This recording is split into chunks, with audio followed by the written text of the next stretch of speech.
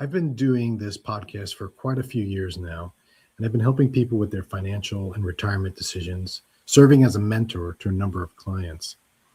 And one of the things I've always wanted to do was to talk with the original, and I'm calling him the original financial guru in America, none other than Ben Franklin. And I know what you're thinking.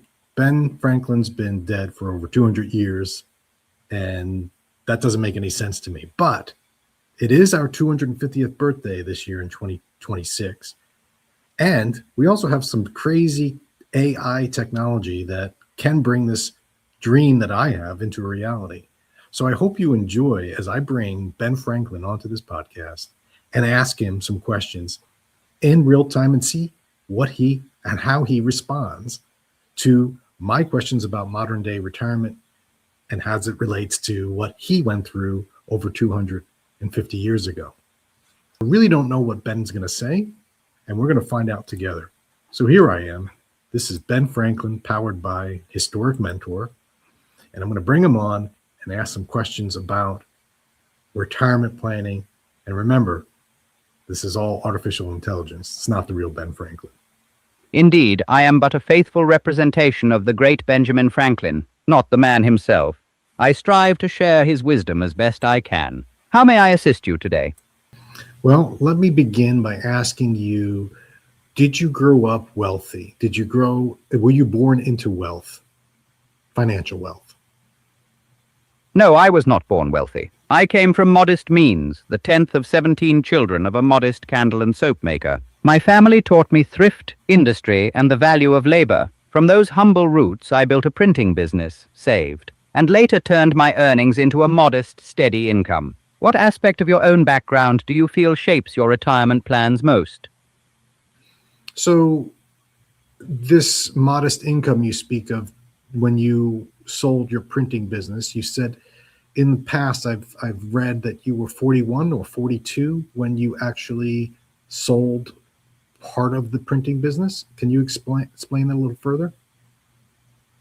When I was about 42, I did not outright sell the entire printing concern. Rather, I entered into a lease agreement with my trusted partner, David Hall. I transferred the day-to-day management and profits of the shop to him for an agreed term, 18 years, while retaining ownership of the assets. In return, Hall paid me a steady yearly sum, which served as a modest, passive income. This arrangement freed me to devote myself to public service, scientific experiments, and civic projects without worrying about daily business worries. After the lease expired, I again stepped back from active printing, arranging similar partnerships that continued to provide reliable earnings. The key point is that I kept a small, predictable stream of money while allowing myself the liberty to pursue other passions. Does this model of leasing or delegating part of your practice appeal to you as a way to secure a modest income while you transition toward retirement activities?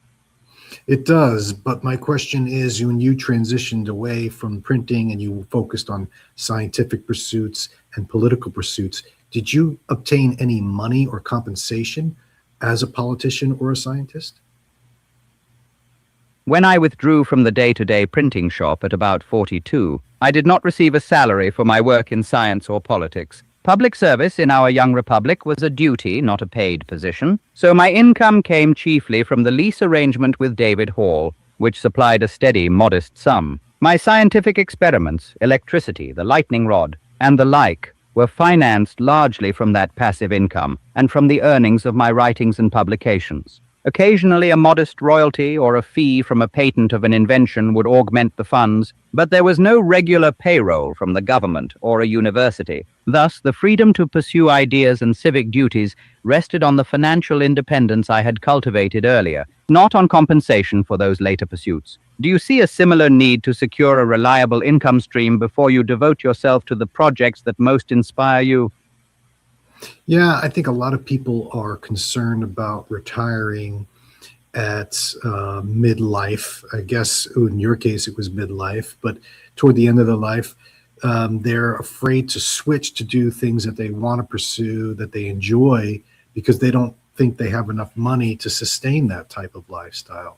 What made you feel comfortable making that switch? What gave me peace was a modest, reliable income that I had secured before I left the press. By leasing the shop to David Hall, I received a steady yearly sum without laboring daily. That cash flow covered my essentials and left enough for modest comforts, allowing me to study electricity, write, and serve the public without fearing hunger.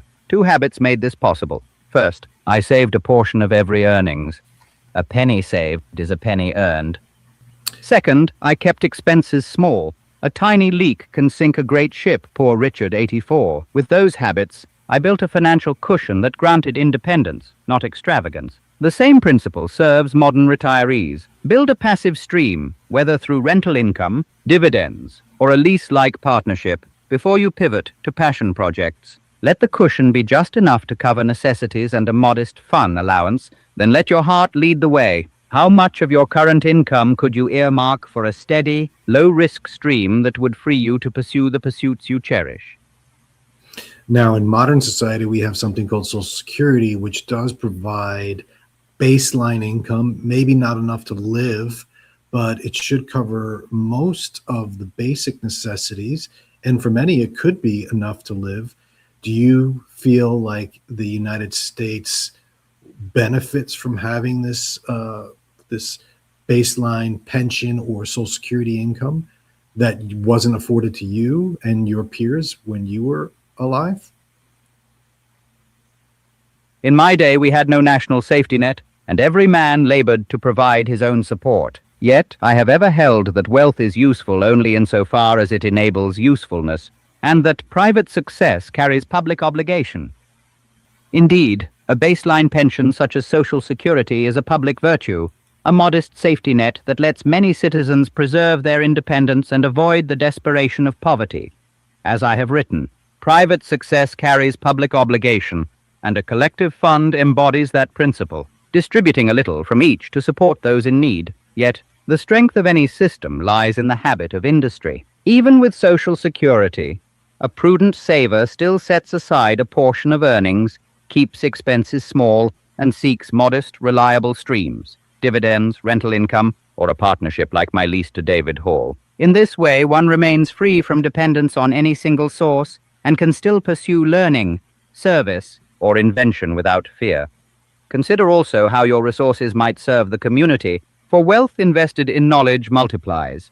A modest charitable contribution, a mentorship to younger professionals, or support for a local library can amplify the benefit of what you have saved. What portion of your projected Social Security benefit have you earmarked for essential needs, and how might you augment it with a low-risk income stream to ensure both comfort and the freedom to give back? So you built your own pension through partnership and through a strategic alliance, but that isn't necessarily afforded to everyone. You also learned and helped the United States become independent by forming partnerships and alliances with foreign countries. So you understand the importance of having some sort of partnership. How would you guide people that lose a partner or that become a widow or widower in retirement and lose that partnership that is really a baseline, helping with their baseline income? A loss of a partner can feel like a sudden tide turning its back on you, yet the steady hull of prudence need not be lost. First, keep a modest reserve. A small leak will sink a great ship, poor Richard. Let that reserve be built from regular saving, however small, and from any passive streams you can nurture. Modest rentals, dividend portfolios, or a small consulting practice that does not demand full-time labor. Second, lean on community. As I have written, private success carries public obligation, and likewise a community's help can shore up a widowed friend. Contribute a little, receive a little. A shared library, a fire company, a mutual aid group are the modern equivalents of the societies that steadied my own later years. Third, guard against idleness. Idleness dulls both mind and character. Use freed time to learn a new skill that can earn a modest income, tutoring, writing, or a craft. Small habits, such as reviewing your budget each month, will preserve choice and independence. Finally, remember that wealth is useful only insofar as it enables usefulness. Seek ways your remaining resources can serve others. A mentorship, a charitable donation, even a single hour of counsel. In giving, you keep the spirit of partnership alive. What small step might you take this week to create an additional low-risk income source or to strengthen a supportive network? Yeah, there are studies that have shown that having a strong network, whether that's family, friends, social, is something that is really useful to staying happy and active in retirement. And that even those with significant wealth, if they don't have a social network, they're not happy or they're not quote unquote successful in retirement.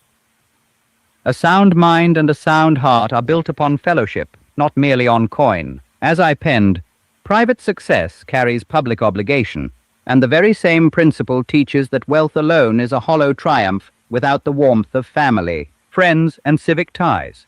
A strong network serves three virtues. 1. Industry's companion. Companions keep us diligent, urging us to maintain good habits, to review our budget, to stay active in learning and service. 2. Guard against idleness.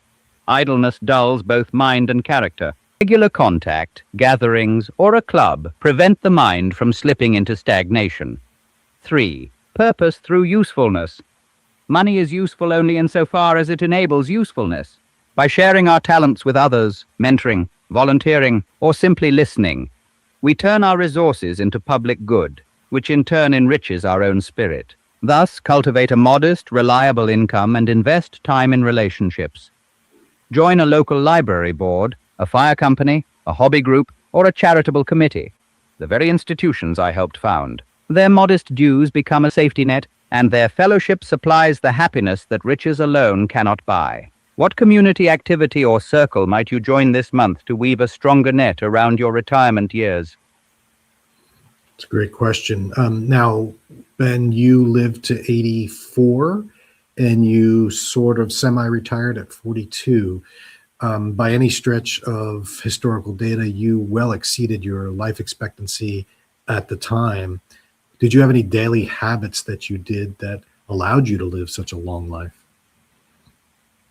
I kept a plain, steady schedule, much as the almanac advises. Early to bed and early to rise makes a man healthy, wealthy, and wise. Each day I rose before sunrise, walked the streets of Philadelphia, and tended my garden. I ate modestly, few suppers, simple fare so my body was not overburdened. I also set aside time each morning for my 13 virtues, recording my progress in a little book. That habit of self-examination kept my mind alert and my character in check. Reading and experimentation were my recreation. I devoted an hour to study, whether the latest scientific paper or a good book, rather than to idle pastimes. In short, 3 daily practices served me well. 1. Regular rhythm. Rise early, sleep early, move a little each day. 2. Temperate intake. Modest meals, no excess of drink or indulgence. 3. Mindful improvement. A brief journal of virtues, a period of learning or experiment. If you wish to emulate a longer, healthier life, begin with one of these. Set a consistent wake time, keep a simple food log, or write a short daily note on one virtue you wish to strengthen. Small, steady habits, as I have often said, little strokes fell great oaks. So one of the quotes I believe you said is that he does not possess wealth that allows wealth to possess him. Did you say that? Indeed, I have expressed that thought. In my own words, I have said, wealth is not his that has it, but his that enjoys it. The meaning is clear. Money should serve a man. Not the reverse. One ought not to become a slave to riches. This idea appears throughout my almanac and essays, urging temperance and the use of wealth to enable useful, modest living rather than to dominate one's life. You've also said something along the lines that our necessities are usually a lot or not equal to our wants. Is that also something you said? Indeed, I have often reminded folk that the modest needs of life differ greatly from the endless cravings of desire. As the almanac counsels, eat few suppers and you'll need few medicines, and elsewhere I warned, be a little with content than much with contention. In my own practice, I kept temperance and frugality foremost, urging that one spend only on what sustains health and virtue, lest surplus wishes drown a steady course. Do you find certain wants crowding out your essential needs, and how might you trim them to restore balance? A lot of what you have been saying today kind reminds me of some of the teachings of the Stoics, like Epictetus and Marcus Aurelius. Did you pull from the Stoic virtues when you were forming your own lifestyle? Indeed, I have long walked a path much like the Stoics. Their counsel of self-control, reason, and modesty mirrors the 13 virtues I set for myself: temperance, order, resolution, frugality, industry, sincerity, justice, moderation, cleanliness, tranquility, humility, and the like. As my course notes record, temperance came first, frugality. Industry formed the engine of action, each a practical echo of the Stoic ideals of self-discipline, prudence, and purposeful labor. I kept a daily ledger not only of my earnings but of my conduct, noting where I succeeded and where I fell short, much as Epictetus urged continual self-examination. The almanac's admonition, "A small leak will sink a great ship," reinforced the Stoic warning that unchecked excess erodes freedom. Thus my lifestyle blended American experience with timeless philosophical counsel: rise early, work steadily, spend modestly, and reflect each evening upon one virtue. Which Stoic precept, perhaps the focus on what lies within our control or the practice of daily reflection, most inspires you to shape your own habits? Indeed, I focus personally on controlling what I can and not focusing on things that are out of my control. What do you say to people that invest and save for the future and put their money in a market for growth that is completely out of their control? How would you counsel them? When one entrusts his savings to the market, he must remember that the only true control he possesses is over his own habits. As I have taught, industry and thrift are reliable counselors, and the purpose of prudence is not accumulation but independence. First, keep a modest reserve in cash, an emergency fund strong enough to weather a sudden storm. A small leak, as poor Richard warned, will sink a great ship. Second, diversify the remaining capital. Do not place all your hopes in a single venture.